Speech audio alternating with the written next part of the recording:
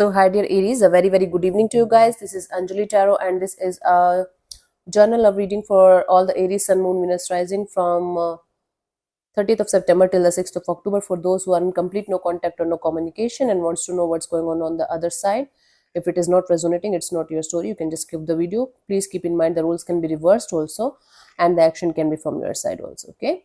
Now, if you want to be a professional tarot card reader like me, you can start your journey by purchasing my course. The link is in the description box for the same. If you want to start your self-healing journey with Ho'oponopono but don't know from where to start, you can definitely start by purchasing my masterclass. Again, the link is in the description box for the same, and it has the power to change your life for the rest of your life. Trust me on that. I'm doing it from a very long time now. And if you want one-on-one healing sessions or personal readings, you can check out the description box and you can mail me for the same. So let's start. Okay, honey Aries. Let's see. The person that you have no contact or no communication with, their current feelings for you right now at this present moment are: we have the Eight of Swords, the Four of Pentacles, the Wheel of Fortune. Bottom of the deck is the Ace of Swords. In their mind space, they're very clear. Very clear. Like, okay, I got my clarity, I got my understanding, I got my shit together, and I know what it is. They're not telling me what it is, but in their mind space, they're very clear, very sure. When it comes to their heart space, it's completely blocked. Completely blocked.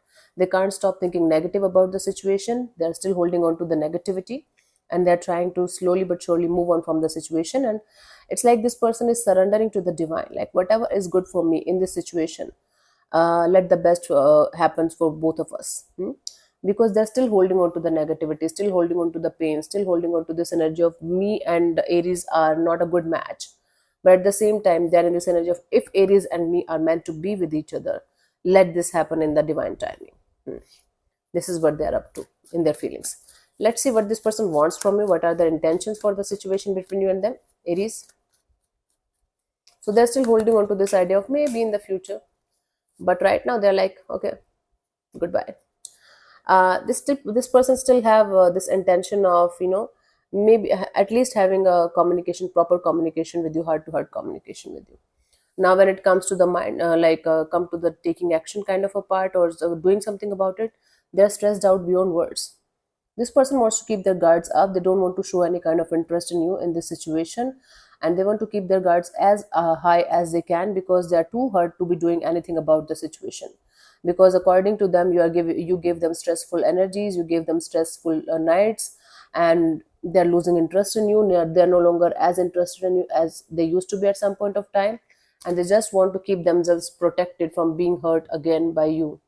According to them, you have hurt them multiple times, and they're so hurt right now that they can't even open up to other people as well because of whatever happened. But they still do have this energy of wanting to open up to you at some point of time, even if it is just as a friendship kind of a deal only. So yeah, this is their intention, to keep their guards up so that they are not going to get hurt again as of now by anyone. Let's see what action is this person going to take towards you, if any, by the 6th of October. We have the Devil, the King of Pentacles, the Fool card.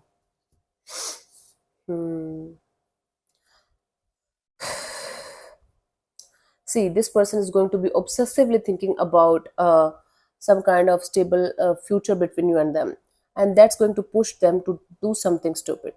It's like either they're going to call you like when they're drunk, or they're going to call you when they're going to be highly emotional, or they're going to call you when they are going to get some kind of uh, not so good energies, not so healthy energies from the other side. Like whatever person or whatever energy they are dealing with, they're going to get some kind of negativity from that situation or from that person, if they're dealing with another person here. If not, they might be dealing with something toxic, something that's not making sense to them right now, and then that's going to push them to connect with you. I don't see this person coming towards you in a healthy way, in this energy of, okay, let's make it work out or something.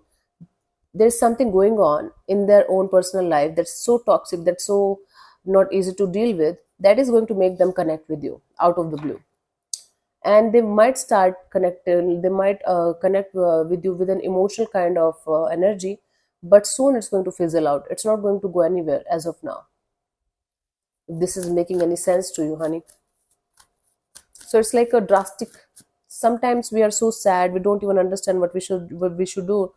Out of the blue we just call our ex, right, in desperation. That kind of energy I'm picking. That's not healthy actually. Let's see the guidance for you guys here. Don't take this too seriously, I think. Yeah, the guidance here is try to understand, try to see things from a different perspective, from a different angle. At the same time, don't be so don't take any kind of action in any kind of rush or hurry. Don't take any kind of life changing decision in any kind of rush or hurry. So even if this person is coming back to you, try to understand why they're coming back to you, and what's the intention behind it, and how long they're going to stay, and everything about it, instead of taking it like, oh my god, this person came back, now we have to like go together and do this and do that and planning your marriage or something. Don't do that, okay honey? Huh? So yeah, just try to stay calm, try to understand what's the dynamic of the situation and what's the whole truth about the situation, and then move forward accordingly with that truth in your heart and soul all the time. Acceptance is very very important. So yeah, thank you so much for tuning in, Aries. I'll see you soon in the next video. Bye bye, take care, god bless you, namaste.